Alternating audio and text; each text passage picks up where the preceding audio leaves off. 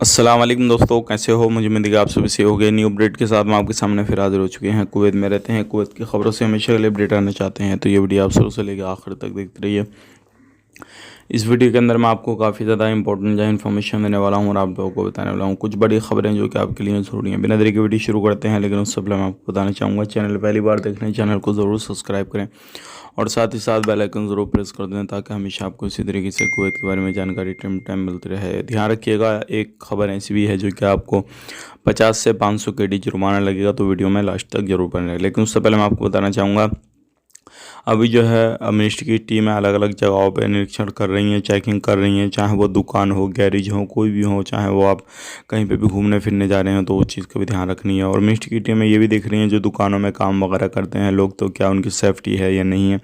किसी भी तरीके से ऐसा तो नहीं है कोई दुकान वाला ऐसा काम कर रहा हो जो कि सेफ्टी भी नहीं हो, बुरे तरीके से मज़दूरों से काम ले रहा हो, सारी चीज़ें कर रहा हो और फिर आग लगने की संभावना ज़्यादा हो और वहाँ पर कोई सेफ्टी वाली चीज़ें भी नहीं हो, तो इस चीज़ को भी चेक कर रही है मिनिस्ट्री की टीमें। तो आप इस चीज़ का ध्यान रखें, क्योंकि अभी जो है कुवैत के अंदर काफ़ी इस तरीके के मसले सामने आ रहे हैं जो कि दुकानों में आग लग रही है और जो है हॉल वगैरह में आग लग रही है। बात कर लेते हैं अगली खबर की तरफ। जो अगली खबर आ रही है निकल कर मौसम विभाग की तरफ से बताया जा रहा है, जो कुवैत में बादल बरसने वाले थे, जो बारिश होने वाली थी, वो ईरान की तरफ निकल गई, क्योंकि कुवैत के जो बादल थे उनकी संभावना लगाई जा रही थी। लेकिन अभी भी बताया जा रहा है कि हो सकती है बारिश। अगर बात करें बारिश की तो यूएई में, ईरान में और गल्फ़ कंट्री में जो कि ओमान, कतर रहा, तो इनमें काफ़ी ज़्यादा बारिश हो रही है। और जैसे कि मैंने आपको कल भी बताया था, बहुत सारे लोग इस पानी की चपेट में आ गए हैं। कई सौ लोग जो है वो बह भी चुके हैं, और लेकिन इमरजेंसी की टीमों ने उनको निकाल भी लिया। बात कर लेते हैं यहाँ पे अगली खबर की तरफ। जो अगली खबर आ रही है निकल के, ये काफ़ी बड़ी है।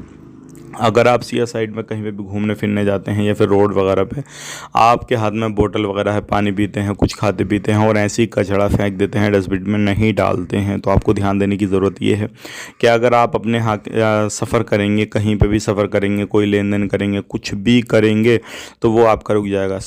सिर्फ यही शर्त है कि आपको 50 KD से लेके 500 KD तक जुर्माना भी लगेगा, और जब वो जुर्माना पे करेंगे आप, तभी जो है आपका लेन देन आगे शुरू होगा। और जब आप छुट्टी या एग्ज़िट फाइनल जो भी है जब जाएंगे, तो एयरपोर्ट पे भी पहले वो जुर्माना आपको भुगतना पड़ेगा, वो पे करना पड़ेगा, तभी आपकी फ़्लाइट जो है वो मिल पाएगी आपको।